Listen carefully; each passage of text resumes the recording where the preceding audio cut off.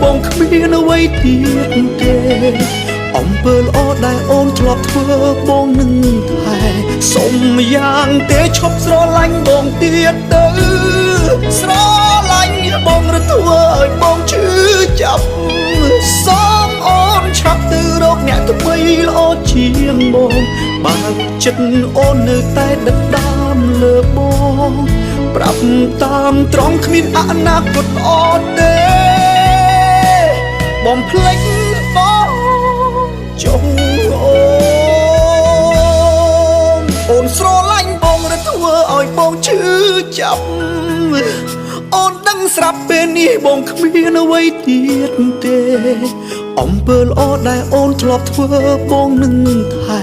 សុំយ៉ាងទេឈប់ស្រឡាញ់បងទៀតទៅស្រឡាញ់បងឬធ្វើឲ្យបងឈឺចាប់